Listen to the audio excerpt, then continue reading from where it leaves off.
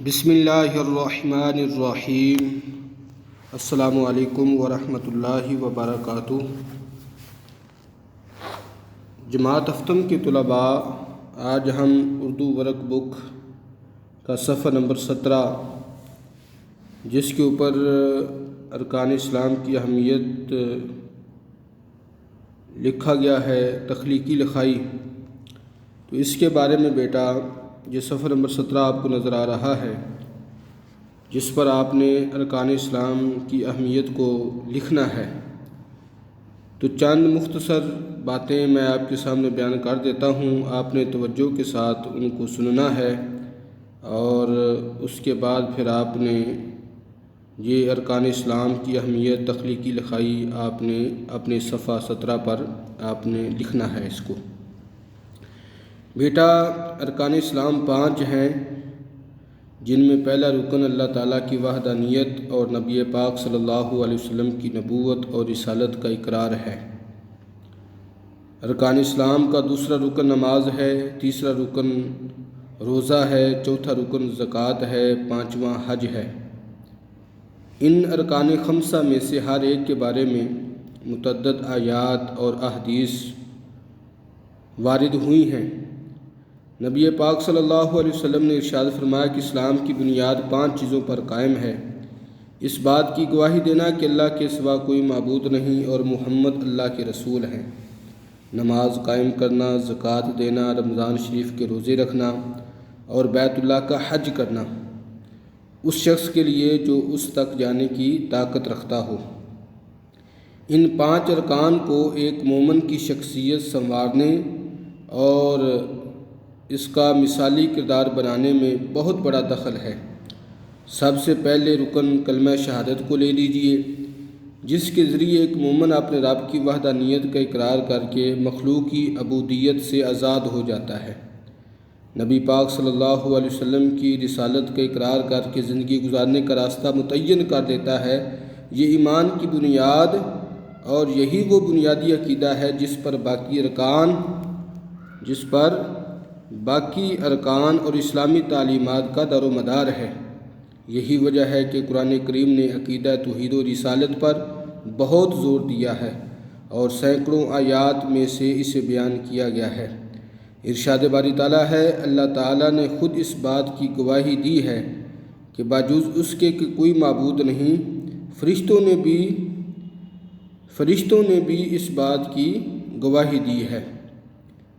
تو اسی طرح جو اسلام کا دوسرا رکن ہے وہ نماز ہے۔ نماز کو دین اسلام کا ستون کیا گیا ہے، اور یہ ایک ایسا فریضہ ہے جس کے ذریعے مسلم اور غیر مسلم کی پہچان ہوتی ہے۔ نماز وہ عبادت ہے جو ایک مومن کی شخصیت کو بنانے میں بنیادی کردار ادا کرتی ہے اور بندے کا تعلق اپنے رب سے جوڑتی ہے۔ نبی پاک علیہ السلام کے صحابہ انہوں نے اس کی اہمیت کو سمجھا اور اس کو اپنی زندگی کا لازمی جز قرار دیا۔ تو بیٹا جو ارکان اسلام میں جو اس کا دوسرا رکن نماز ہے، اس کی اہمیت کا اندازہ آپ اس بات سے بھی لگا سکتے ہیں کہ نبی پاک علیہ السلام نے نماز کو مومن کی معراج قرار دیا ہے، اور نبی پاک علیہ السلام نے فرمایا کہ نماز میری آنکھوں کی ٹھنڈک ہے۔ اور اسلام کا جو تیسرا بنیادی رکن ہے وہ ہے روزہ۔ روزہ ایک ایسی عبادت ہے کہ جس کے بارے میں اللہ تعالیٰ نے قرآن پاک میں بھی ارشاد فرمایا ہے، اور نبی پاک علیہ السلام نے بھی اس کے بارے میں کافی باتیں جو ہیں آپ نے ارشاد فرمائی ہیں۔ روزہ جس کے بارے میں اللہ تعالیٰ ارشاد فرماتا ہے کہ اے ایمان والو، تم پر روزے فرض کیے گئے ہیں، اور تم سے پہلے جو لوگ گزرے ہیں، امتیں گزری ہیں، ان پر بھی روزے فرض تھے، اور یہ روزے تمہارے اوپر اس لیے فرض کیے ہیں تاکہ اللہ تعالیٰ تمہیں نیک اور برگزیدہ بندہ بنائے۔ اور اس کے بعد جو ارکان اسلام کا رکن ہے وہ حج ہے، جس کا تعلق بیت اللہ شریف سے ہے جو مکہ مکرمہ میں ہے، جس کی طرف ہر مسلمان 5 وقت منہ کر کے نماز ادا کرتا ہے۔ یہ فریضہ ہر مسلمان پر عمر بھر میں ایک بار فرض ہے جو وہاں جانے کی طاقت رکھتا ہے۔ اور اسی طرح زکوٰۃ ہے، یہ بھی ارکان اسلام میں داخل ہے، اور اس کے بارے میں اللہ تعالیٰ نے قرآن پاک میں بھی ارشاد فرمایا ہے زکوٰۃ کے بارے میں، اور حدیث پاک میں بھی کافی ساری باتیں جو ہیں وہ زکوٰۃ کے بارے میں بیان کی گئی ہیں۔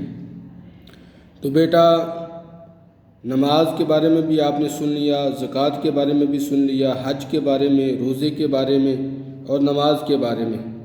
تو آج بھی اگر ہم ان ارکان اسلام کو سمجھ کر اور فرائض و واجبات اور آداب کے ساتھ ادا کیا جائے تو یقیناً اس کے اثرات مسلمان معاشرے پر پڑیں گے، اور اس میں اخوت اسلامی اور امن و سکون کی فضا پھیلے گی، اور روحانی اور اخلاقی قدریں جو ہیں وہ زندہ ہوں گی۔ تو اللہ تعالیٰ ہمیں ارکان اسلام کو سمجھنے کی توفیق عطا فرمائے۔ یہ چند باتیں جو میں نے آپ کے سامنے بیان کی ہیں، آپ نے ان میں سے جو چیزیں آپ کو سمجھ میں آئی ہیں وہ آپ اس صفحہ پر لکھیں اور اس صفحے کو مکمل کریں، اور اپنا خیال رکھیں۔ السلام علیکم ورحمۃ اللہ وبرکاتہ۔